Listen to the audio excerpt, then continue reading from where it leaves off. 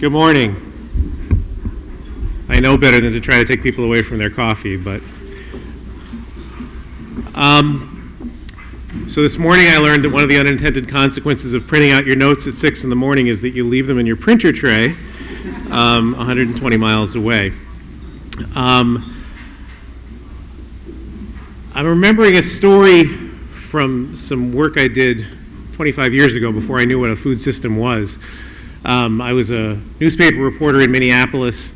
I was living in a neighborhood that was the largest urban Native American population in the country. And there was a project that gave local teenage kids an opportunity to go back to the reservation in the summer, partly to get them out of the city, partly to reconnect them with parts of their culture that they weren't familiar with from being residents of the city.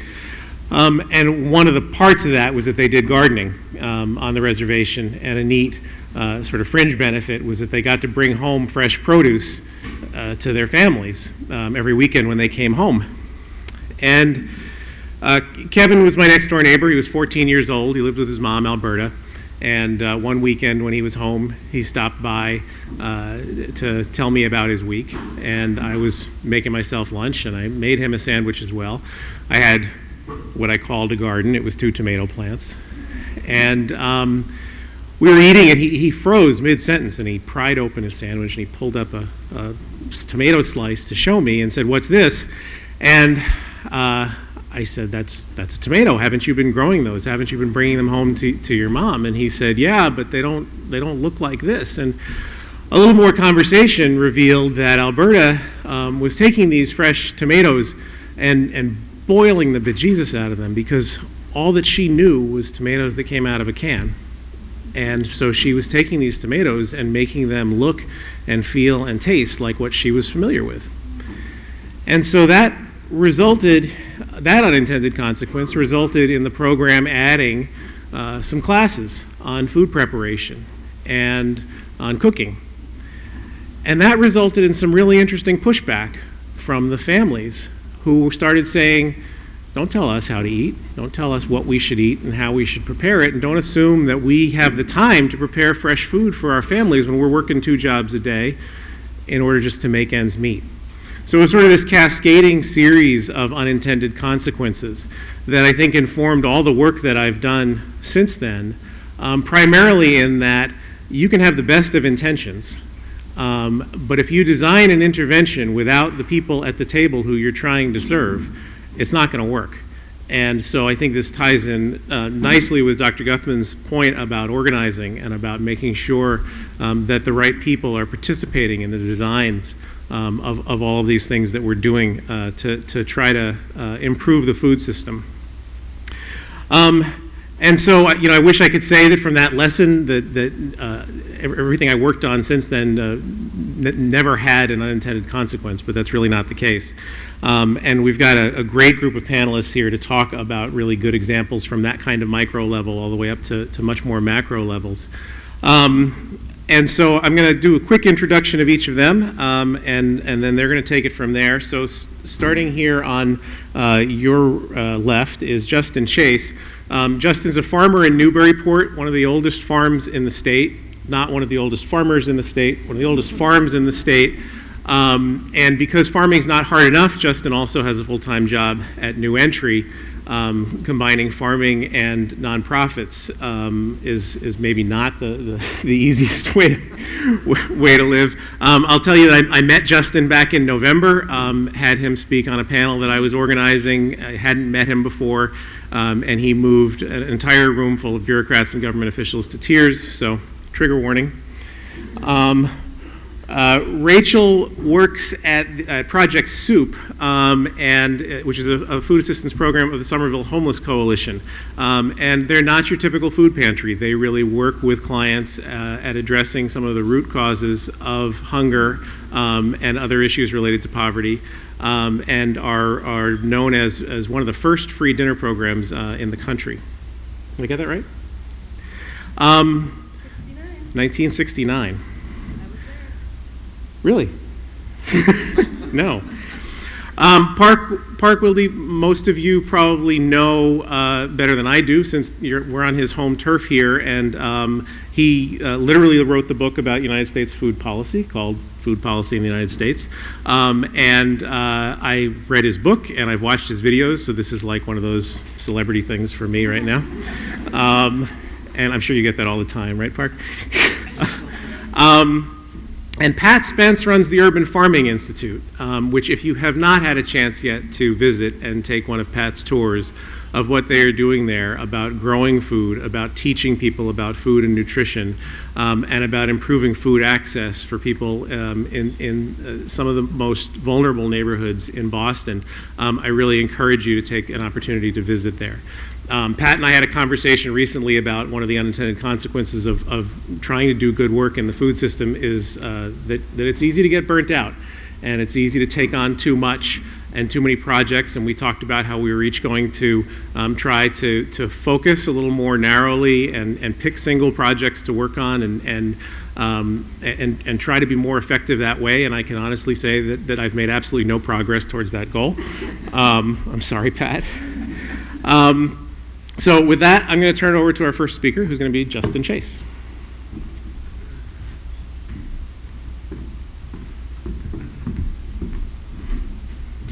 Thank you, Winton.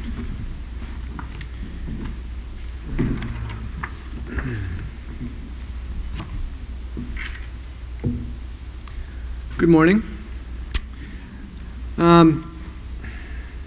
Ag is cool. Yes. Professor Guthman mentioned that in her wonderful keynote, that she hasn't seen that perspective before, and I can share that sentiment. I want to touch on that quickly. I'm a farmer. I have been my whole life. I'm a 12th generation farmer. Farmer's been in my family for 335 years. And I grew up a farm boy. I was picked on. Farm boy, that's lame. What are you doing? Stupid. It wasn't cool at all. To me, I was like, what's wrong with these people? I didn't understand what the heck they were talking about. Farm boy, I thought first that was cool. Yeah, I am. And it turned, I found out later they were making fun of me. So yes, I grew up with that sentiment. But now ag is cool. Suddenly, it's cool to be a farmer. So I'm going to correct you on that. I know you're sorry.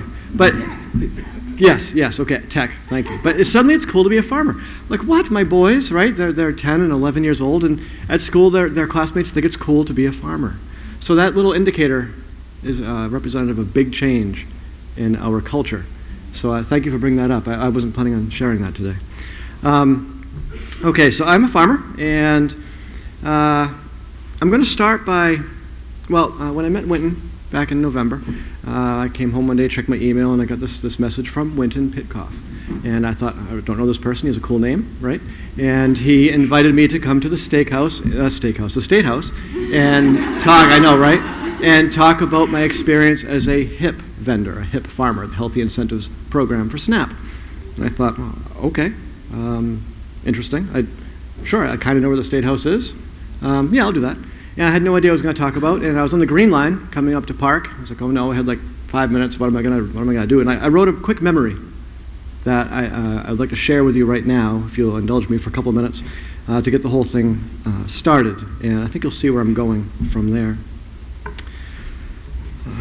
Squelching and thudding each morning at 6:35, the fax machine scrolled out paper onto my dad's desk, sometimes over 4 feet long. It rolled and folded on top of itself and spilled onto the floor. We all congregated each day in the office, first thing and with coffees in hand, to see what the market had done and how our day would unfold. Dock prices came in from across the country, pork on the hoof, hanging weight beef, silage still green, and every other fruit, vegetable, and foodstuff imaginable. Before that fax, we didn't know if the trucks we had loaded the night before were going to grocery chains, to the Chelsea produce market down the street, or just out back to dump in the woods. That's a real thing. Fluctuations of even a few pennies per box told stories of a coming market glut, or of increasing demand meeting inadequate supply. In pre-internet days, it was a window to the world and as close as we could get to real-time insight. We were working in the barn at the end of the day when my dad walked in through the south end door. Holding a torn-off section of flimsy fax paper, he sat on a pallet of fertilizer and told us the news. A special fax had come through. President Clinton was going to sign, and free trade was going to pass. Buyers had already begun contracting with Mexican farms, and prices fell by whole dollars during that day. The paper shook in his hands.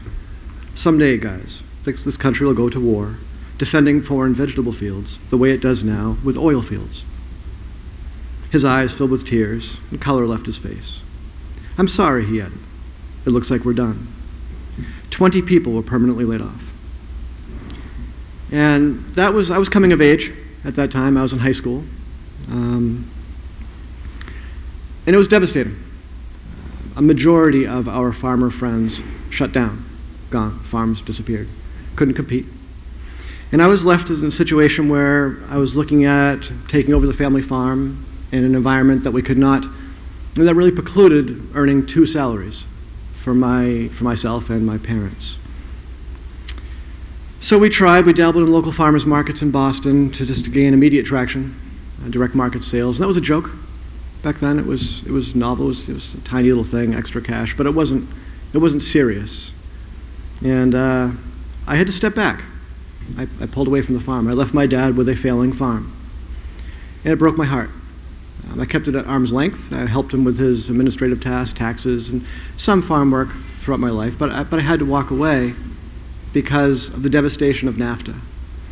And that was clearly an unintended consequence, to see all those farms shutter and to see me walk away from the farm that I loved. And for the next couple of decades, wherever I went, whatever I did, I was just a farmer doing something else for a while. And it was very unfulfilling because my heart was still in farming. But the industry itself was just imploding. It was being taken over by large corporate interests. People were going to Whole Foods buying Mexican tomatoes, thinking they're doing the right thing, and walking around with these little NPR tote bags. I just didn't understand. I didn't understand what was going on. People were buying token food. I don't know. The whole thing was a big train wreck. Suddenly people were so disconnected from farming food and origin that I just didn't understand. And then years later, this was probably 5 or 6 years ago, I was a math professor, and I got a call from my dad, and he said he's sick, and he has to sell the farm. He's loaded with debt. It's over. And I was like, oh. Of course, I knew it was inevitable, right? But it was painful to hear. I could hear his voice. He sounded as broken as the farm appeared. And that was really tough for me. I went home, told my family. And the next day I called my employer and said, I'm sorry, I'm done. They said, it's mid-semester. What are you talking about? I said, oh, well. And I walked away. Imagine that. A lot of you are in college right now. Imagine your professor just, where'd he go? That's a real thing. I did that, right? And yeah, so I showed back up at the farm, right? And I was there to help. And everything was broken.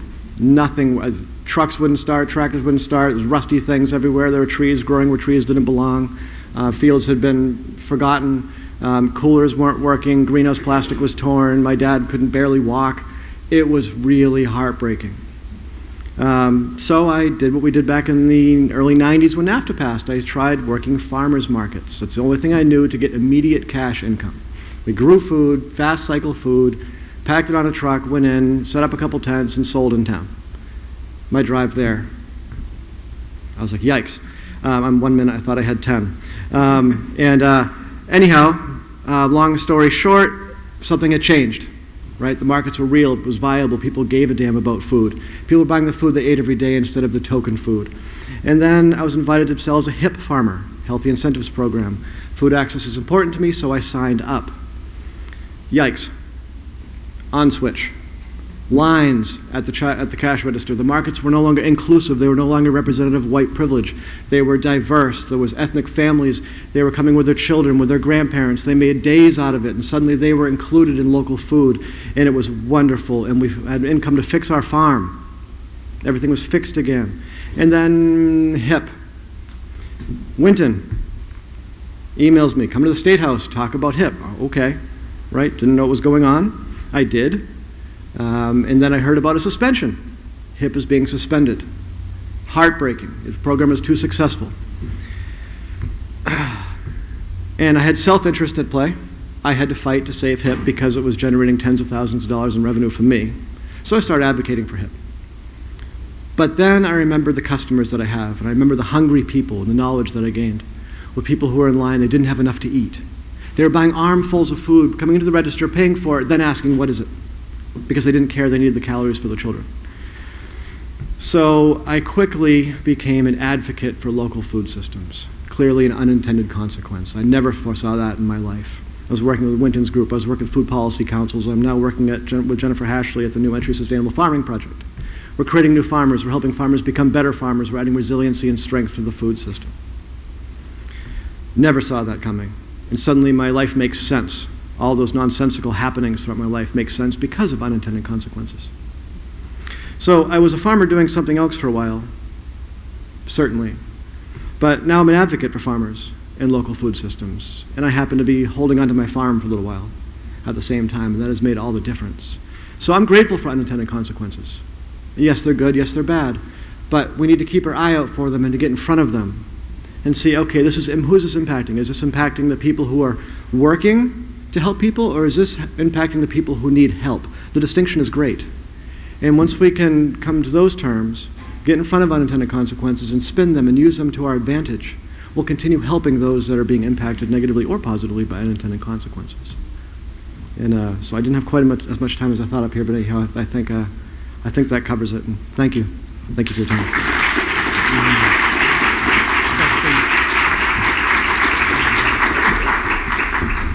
Justin, I want to ask a quick follow-up question. Yeah.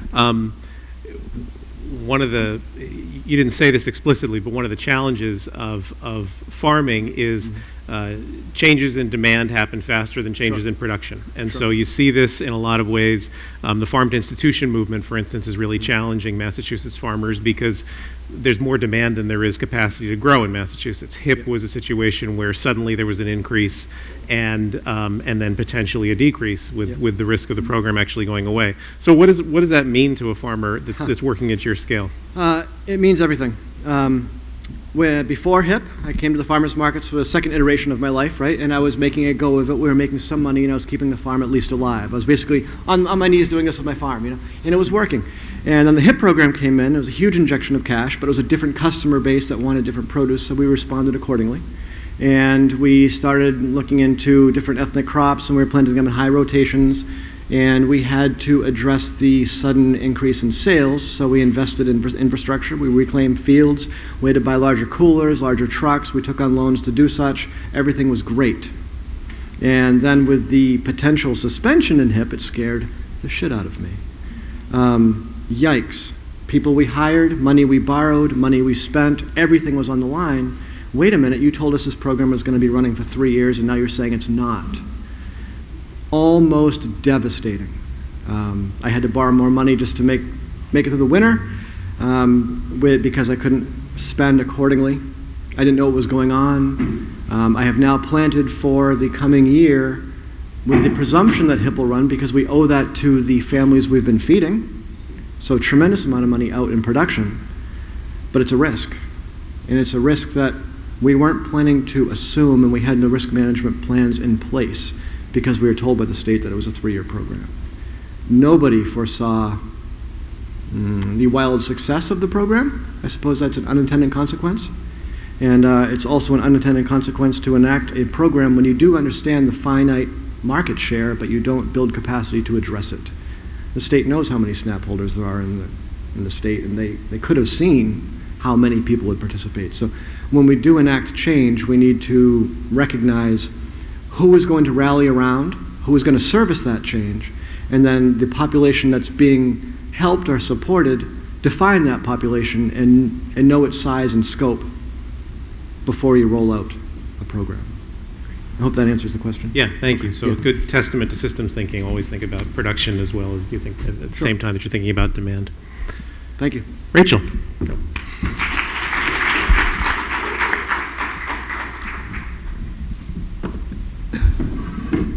Is this on? Oh, yes it is. Do folks mind if I sit? It's been a really long week at the pantry. Started off unloading 6,000 pounds of food. Had a very busy week, so if it's okay, I'll sit. Kind of aim this up here. So I work at Project Soup, which is the food assistance program of the Somerville Homeless Coalition. We have a pantry out in East Somerville on Broadway, and one in Davis Square, that's a little smaller. We have a home delivery program where we bring food to homebound clients' houses. And as Winton mentioned, we have a meal program every Monday over on College Ave that has been running since 1969. I've also gained insights from being part of the Somerville Food Security Coalition, which is a great group of folks that are working on addressing challenges within the food system across Somerville. It's a collaboration initially founded by the Somerville Homeless Coalition, Shape Up Somerville, and the Somerville Health Agenda. And through that work, I have been involved in the food system assessment going on in Somerville for the past 18 months, which is really looking to document and report on some of these existing challenges, gaps, some of the food assets we have in this fine city, the resources that may or may not be utilized, and the consumer preferences of the community. I've also been working with Kathy Stanton's class. Dr. Stanton has been wonderful in helping me broaden my knowledge of food recovery and kind of the systems out there and the challenges and unintended consequences within that system, as well as her students who have been really awesome in that as well. I have also been informed by food system thinkers such as Raj Patel, Andy Fisher, Nick Saul, and Dr. Julie Guthman, so thrilled to be here, and really honored to be on this panel with these food system thinkers that are doing wonderful work. So to start off, at Project Soup, we have been employing a customer choice model in our pantry. So that means that patrons can come in and choose what they'd like to take home with them to eat, rather than us handing them a prearranged bag or a harvest box, if you will. Thanks for the laughter. Subtle. So we have around 300 Somerville families experiencing food insecurity that come through each month. Currently, that doubled from the time that we started this customer choice model. So we've really seen that this strategy, I'm not going to say solution, but it was kind of a solution, has reached the population we were hoping to reach and expanded food access, at least in some capacity in our city. However, some other unintended consequences of this strategy or model have been that we are pushing our own capacity as a small nonprofit, so that has its own challenges. So indeed, digging deeper, the charity model that many food pantries utilize is inherently problematic. Food pantries are seen as a place where food that would otherwise be wasted is distributed to the food insecure who might not otherwise have food, which is a perceived win for all. However, this model interprets food access as a privilege rather than a right.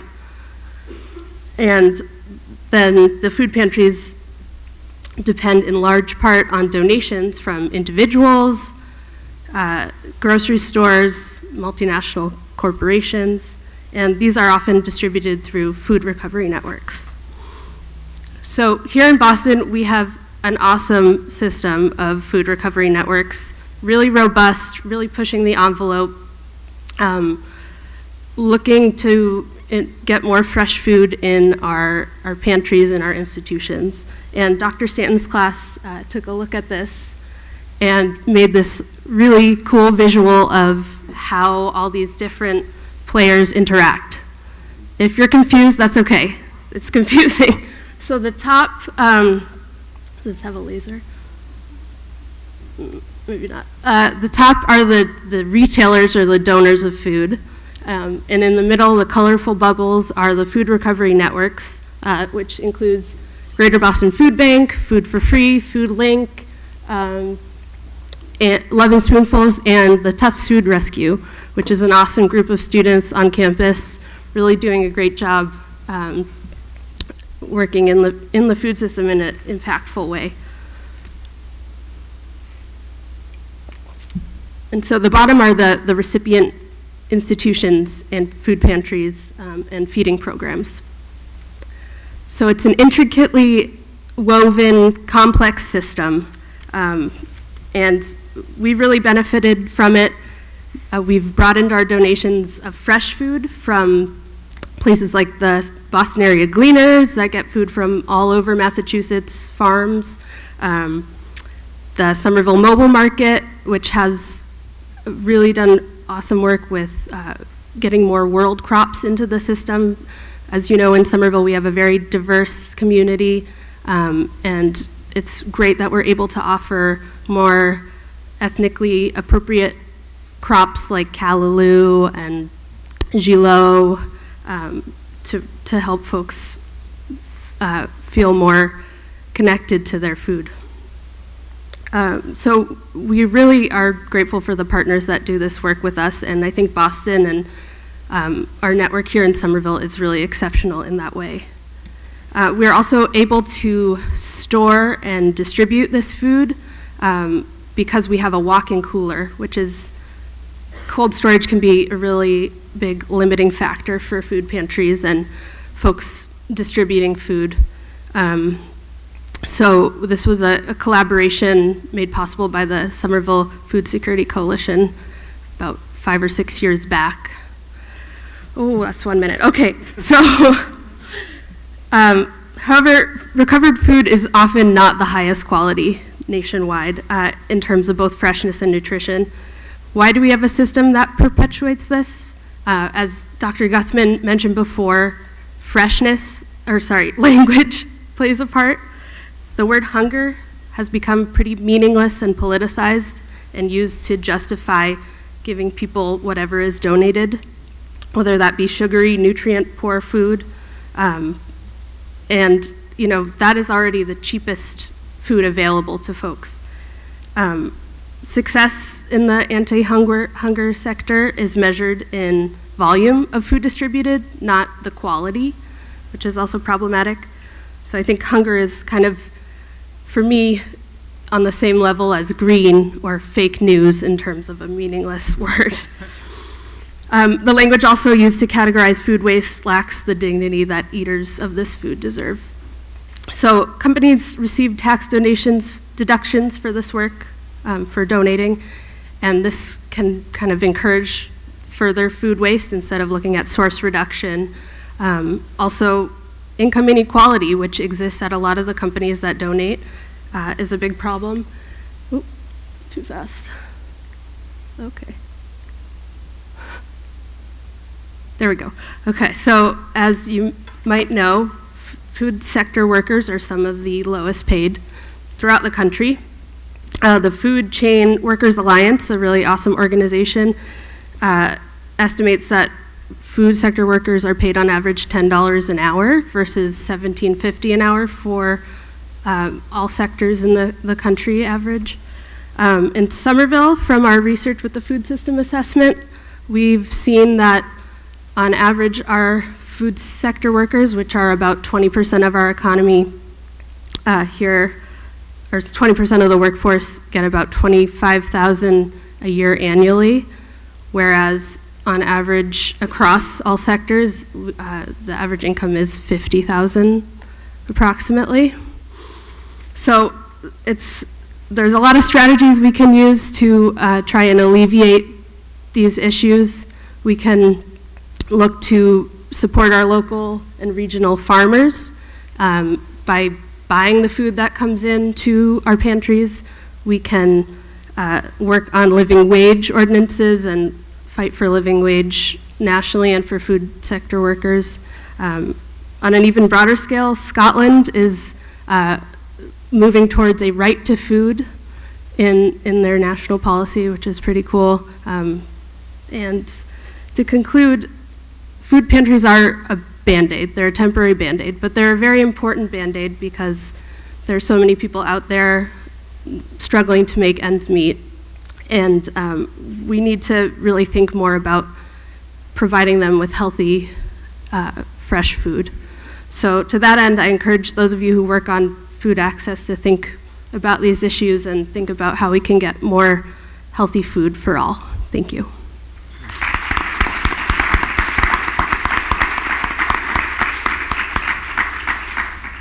Thanks, Rachel. You touched on this briefly, but I want to give you another minute to expound on it a little bit. The Massachusetts Food System Plan talks about this as well, about that as there's been this growth in food recovery and in donations of fresh food, the challenges that a lot of pantries and organizations are having actually has more to do with infrastructure than with supply of food. Mm-hmm. So there's an unintended consequence. Can you talk a little bit about how you're dealing with that and where the need really lies as far as the need for more infrastructure? Definitely. So I mentioned our walk-in cooler, which really, it's a great asset that we have, and I think a lot of other pantries don't have that kind of capacity to store things long-term. Transportation, which I consider part of infrastructure, is also key. We're lucky enough to partner with a lot of organizations that have refrigerated trucks or really great vans like they do with the Tufts Food Rescue. We don't have our own vehicles, so that's definitely a challenge, I think, for a lot of organizations as well. I think those are the big challenges there. Thanks. Mark? I'm also going to stand up just so I can see the slides. It's lovely to participate in this event. I really enjoyed the presentations on the panel, and also have some, I took a lot from this about sort of the unintended consequences of things that we do to try to improve the way the food system works, which is, I think, really important to anticipate in advance and not be surprised by it post hoc as if it couldn't have been conceived. I want to talk a little about healthy food financing initiatives, which attract supermarkets to low-income communities, and to think about how do we wrestle with the potential for unintended consequences. And this is not across the board a critique of healthy food financing, but rather it's just a set of things to reflect on. And in fact, I was actually curious whether you would count this as solutionism or organizing, because the Healthy Food Financing Initiative is in sort of a middle ground in between the two, and so it's something to reflect on. It's not high tech, but it also is, in some cases, bringing in external institutions. The issue would be especially poignant and important if it had ever taken the scale that was originally envisioned. So in the Obama administration, at times, there was consideration of budgets of hundreds of millions of dollars in a particular year, but it never ended up having that scale. So both the critics and the supporters don't have as much to wrestle with, just because not as much was ever done as had at one point been considered. But when you think about what is good and what is bad about having a federal government initiative to attract more supermarkets to particular neighborhoods, there's a growing literature that helps us reflect on this. So if this were a research presentation, some of the things that I would tell you about includes work by economists like Jessica Hanbury and Hugh Alcott, who think about, for people who share the same community, what causes variation across people in how healthy their food purchases are, how much fruit and vegetables they get. And it turns out that there's a lot of variation from person to person and household to household, even for people who live in the same place. And so this tells us that there's a lot of things other than the location of supermarkets that are also influencing how healthy are the diets that we get. There's also, in recent years, since the initiative started, there's a growing body of research that actually has the ground truthing of comparing in a community that got a new supermarket compared with a community that didn't get a new supermarket. So there's research by Tamara Dubowitz in Pittsburgh and other people in Philadelphia that find some disappointment, that often there is an improvement in neighborhood awareness and perceptions of the healthfulness of their neighborhood when they get a new supermarket, but not everybody in the neighborhood even uses the new supermarket, and the changes in food intake aren't restricted to the people in the neighborhood that use the new food market. And so there's a sense of there must be something going on about what makes a neighborhood healthy and unhealthy that's different from just, can I get to a supermarket within 1 mile from home? There's also research by my colleague Shelley Verploeg at the USDA's Economic Research Service that pays close attention to who actually has an automobile, who actually travels on foot or by bus to the supermarket, who actually travels further. And it gives us a sense, even for low-income communities in the US, of new supermarkets having to compete in a catchment area that's larger than 1 mile. So if you imagine that all it takes to give a new supermarket its adequate business base to support a new supermarket is the people who live within 1 mile, you're at serious risk of unintended consequences, because we not only want to attract supermarkets to low-income neighborhoods, we want them to thrive and stay once they get there, and it gives us a lot to think about. So that's what I would tell you about if this were a research presentation, but it's not. I want to tell you about, in addition to being a data analyst who looks at all of these looks at a lot of data about distance to supermarkets and from a number of different both administrative and survey-based sources, I also spend a lot of time walking. And in this case, I'm going to tell you about a bike ride. When we think about where needs a new supermarket, and we think about the supermarket wanting to actually succeed, you have to think about how many households are there in the neighborhood of each supermarket. And so this is a conceptual map where you could imagine a mile radius around each supermarket, and you're asking yourself, how many households do you need to support that supermarket? Would we consider Quiet Hollow to be a supermarket desert?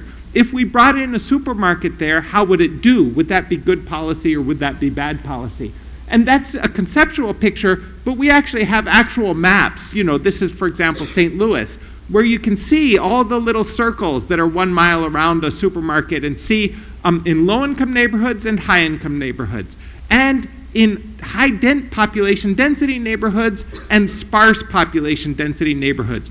And so you find a lot to think about when you think quantitatively about where is there and where is there not lack of access to a supermarket. I no longer fly for my work. I'm taking a few years off flying, which is a whole separate story, but it means I especially treasure the opportunity to walk around cities other than Boston, because I walk around Boston a lot.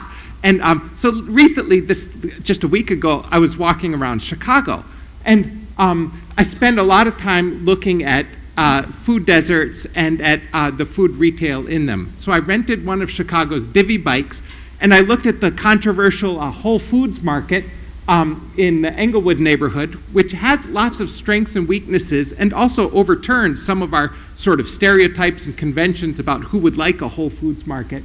But I also look at the stores that are the competitors. So when you think about public policy offering tax breaks to a particular company, in order to draw them in, you have to think about the markets that are already well adapted to a local community that has to compete with the new market. And this is what we have to wrestle with when we think about unintended consequences.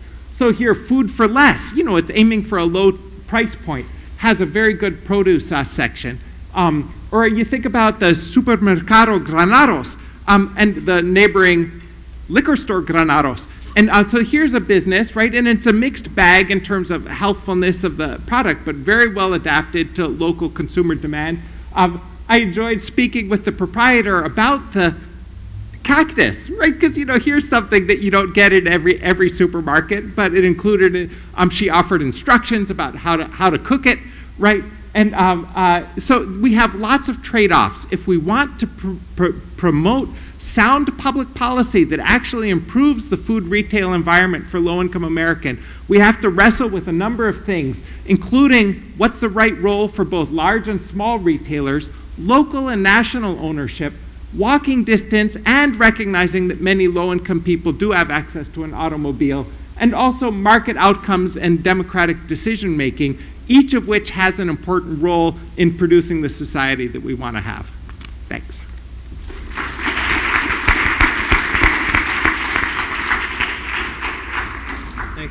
Thanks, Park. I want to ask you a question. One of the things that I talk to people a lot about and that your work certainly supports is this concept that food policy is social policy, that how we grow and produce and market and distribute our food has a really profound impact on who gets to eat it. And a lot of the social factors aren't quantifiable. And I really don't want your answer to be anything can be quantified.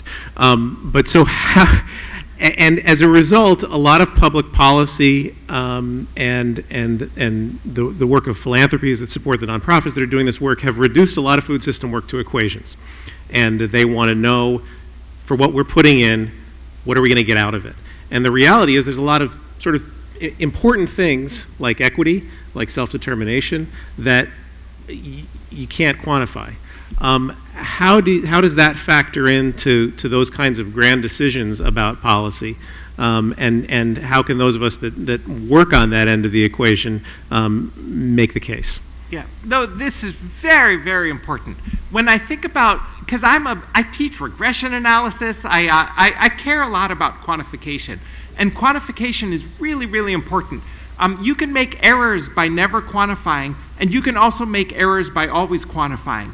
And so here among my agricultural economist colleagues, there can be a lot of improvement on topics that include storytelling, talking to people on the ground.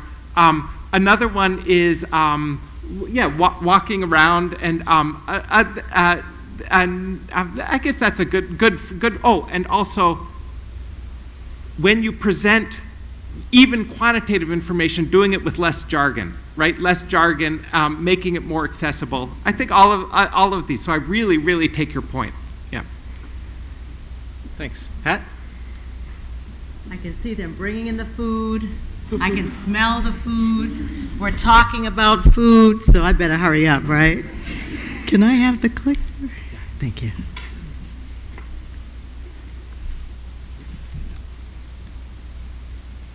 See, don't give me the clicker. I did it again.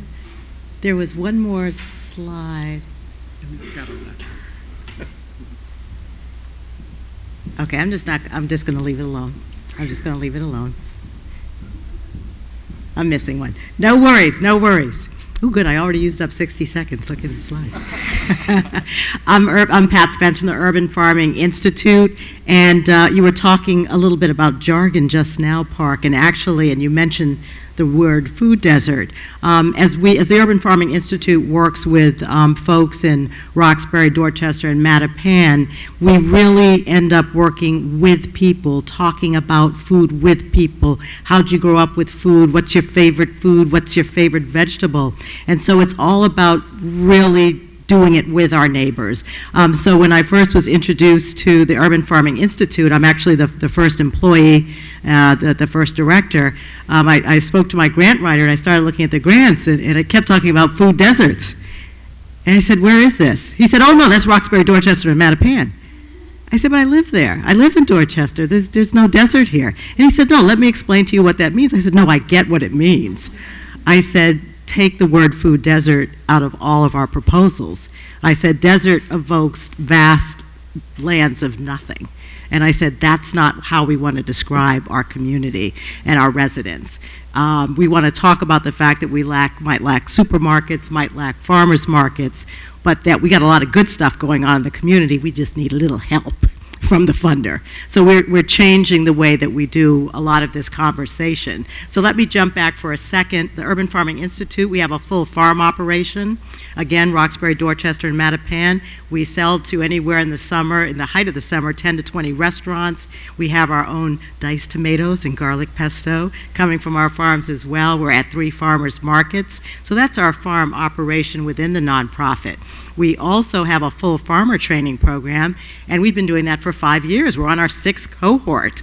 So we've got 5 years worth of farming graduates that are working, probably 80% of them working in food-related industries, like, if you know the name, the Commonwealth Kitchen, or they're working for other farms, they're even going out to work for rural farms. So we do that as well. In the area of education, We work and we just had actually our big 2-day urban farming conference with a separate youth track, because I'm not going to be here forever and someone has to replace me.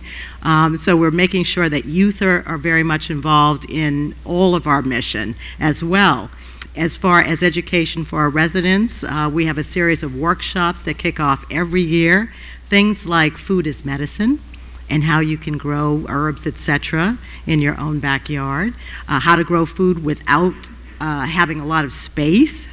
How to grow food without a garden. So whether you're in the house, a little pot in the house, or a little something on the porch, or if you have a little piece of dirt in the backyard, we'll teach you how you can start growing in that space too. So the conversation is, where do you get local food? How do you find folks that are growing? How do you grow your own food? How to make the right selections? And guess what? How to cook the food as well, to change some of that. And our programs encompass from the little wee person here. I want to teach the little toddlers, etc., that food does not necessarily, a carrot does not necessarily come from a package called Bird's Eye. That you can actually pull this carrot out of the ground. And for many of you that garden, how exciting is it when a child has found that you could pull that carrot out? Or you dig for gold, and the gold is actually red bliss potatoes or something like that, and how they find them. So that's the fun, and that's the enthusiasm that we actually are really excited about at the Urban Farming Institute. As far as unintended consequences, well, one of them is that I had to bring this piece of paper. I can't remember all the things we do anymore. So we actually have grown in such a way that, as Winton had mentioned in the beginning, I'm finding that we in the industry have to actually take care of ourselves too. And we can't just talk at people and at communities. We actually have to be the models. Otherwise, we're complete hypocrites. I've gained over 10 pounds doing this job the last 4 years. So how do I tell someone in my community how to do a better job and how to exercise and eat in a healthy manner? So what we're actually doing as we do our workshops, we incorporate ourselves. We let people know what we're eating and the recipes we're cooking. Our recipes actually are delivered also to our farmers markets, and it becomes a collaborative effect of how can we all get healthy, including us as well in this movement. So that's one of the other things that I found. Unintended consequences, Winton, let me go back to the healthy incentive program. It has been fabulous for our urban farmers. It's just been the most exciting thing. And particularly at a place called the Bowdoin Street Health Center, before we can even unpack, the lines are there already. That also meant that, you know, we're growing on small plots. We need more land. We need to grow more. So we've actually had to work with some rural farmers to create programs where they can grow things that we can't grow inside. Didn't plan on that. Also, now that folks are coming and they're interested in health and we're giving them recipes, well, we want strawberries and we want blueberries and raspberries and we want sweet potatoes. And so now we're doing that too. Not a plan initially. Now it brings more people to the market, but we don't necessarily have all the infrastructure and the funding to do that as well. And so again, the answer has been to do more work with our rural farmers, so we're creating a bridge there too.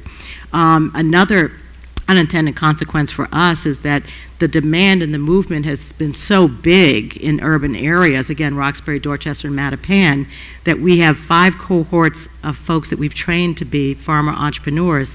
Where is the land for them? So the Urban Farming Institute is, in essence, is now gaining land. We've created a full community land trust to house the land. We're trying to do fundraising to bring the land up to code, and it's all taking a lot longer than we ever expected.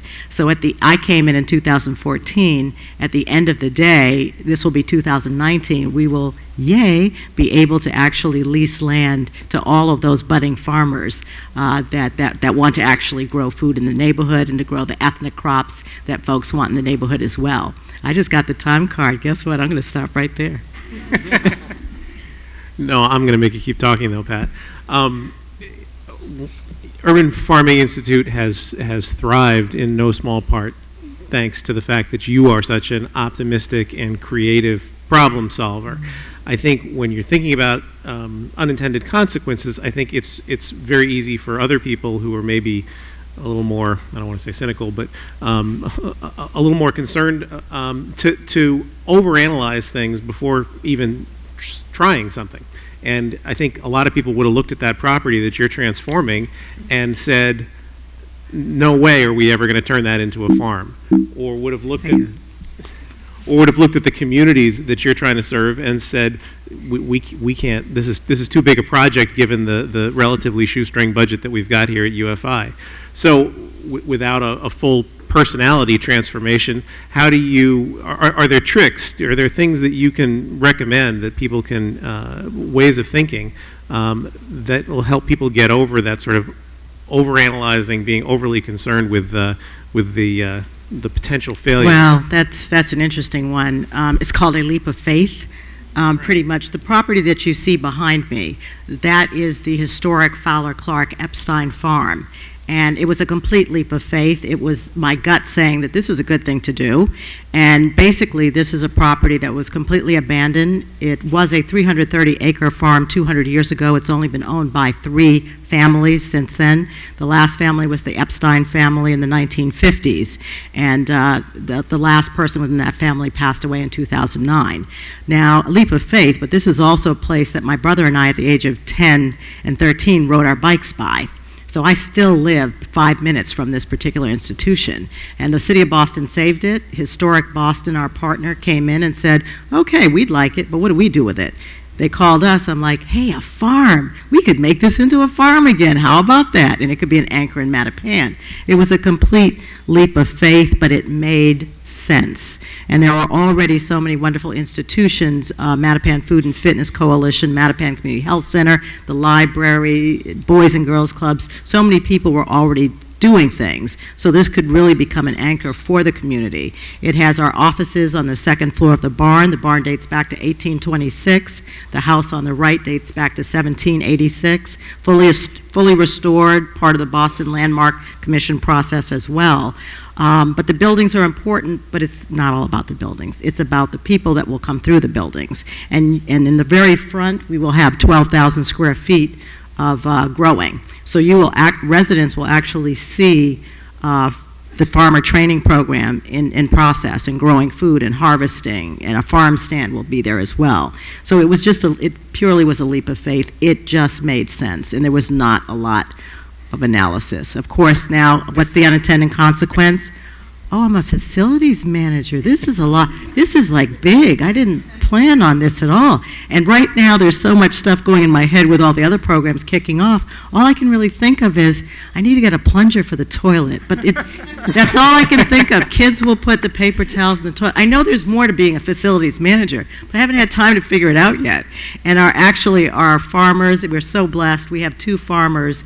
There's an addition to the house. We made it into an apartment, so our 2 lead farmers are living there as well. They just moved in Sunday, so this is really new. And I really don't know what I'm doing yet, so. Okay.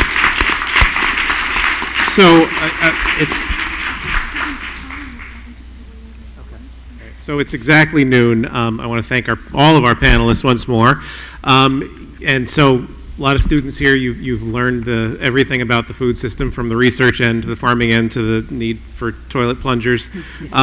I just want to say 2 quick things just to emphasize that not all unintended consequences are negative. That there are a lot of positive ones as well. And a couple people have mentioned the HIP program. For all of the back and forth about this program, it's feeding people, it's sustaining farms, and on my end of it, it's bringing together a coalition of people that have never worked together before and bringing people into the food policy arena that haven't been engaged before.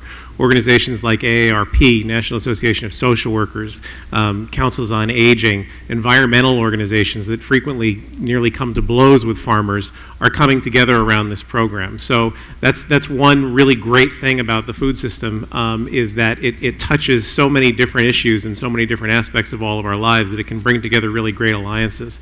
And then the last thing is that you get to work with people like everyone up here, and that as much as the food system is going to consistently throw all of us curveballs, no matter how much research goes into things and how much we trust those leaps of faith, there's always colleagues like the folks that I'm really lucky to get to work with who are eager to sit down and help you figure out the challenges and acknowledge that, yes, there are unintended consequences, there's going to be other ones in the future, but we're going to work to make sure that there are at least different ones. So thanks again to everyone on the panel.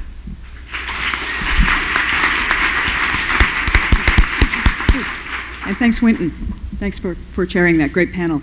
So we were thinking we'd have some Q&A with the panel, but we're already kind of over the 12 o'clock mark. So what we'd like to do is actually segue right into the lunch portion, which is both lunch and discussion. So we'd really like to encourage everybody to pick up some of the threads of the conversation that's been emerging this morning, and to talk about them with other people at your table over lunch. And to that end, we'd like to encourage people to kind of fill in tables. So if you're at a table with just a couple of people, to go insert yourself at a fuller table. So it's something we experimented with last year, and people said they enjoyed it. We've recruited a number of people to serve as what we're thinking of as kind of table hosts. So maybe those of us who are going to do that, put your hands up. That's you. So we will be around, make sure there's not two table hosts at one table, to split you guys up.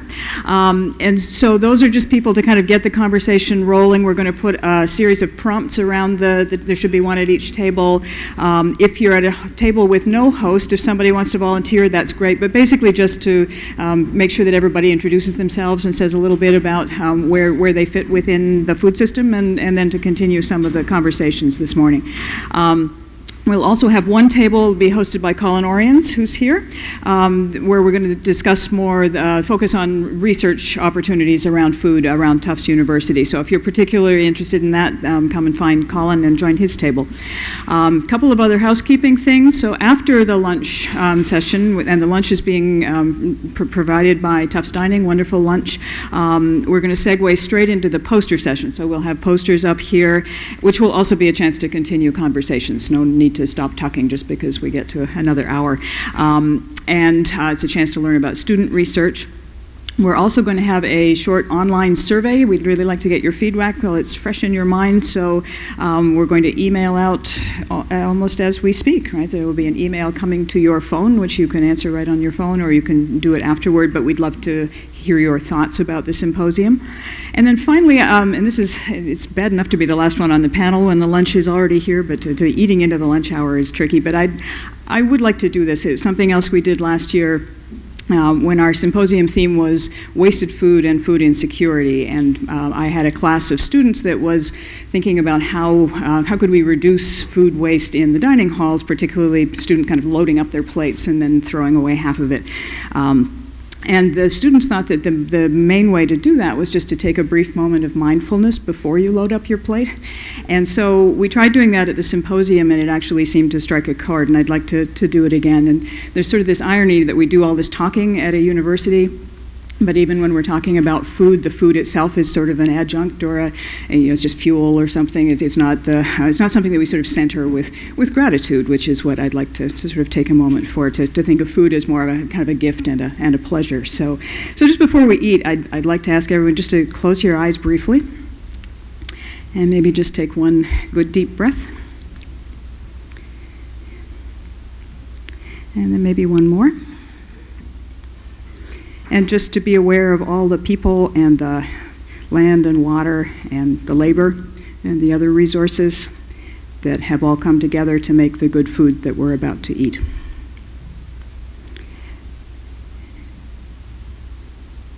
And now we invite you to eat and enjoy and talk. Thank you.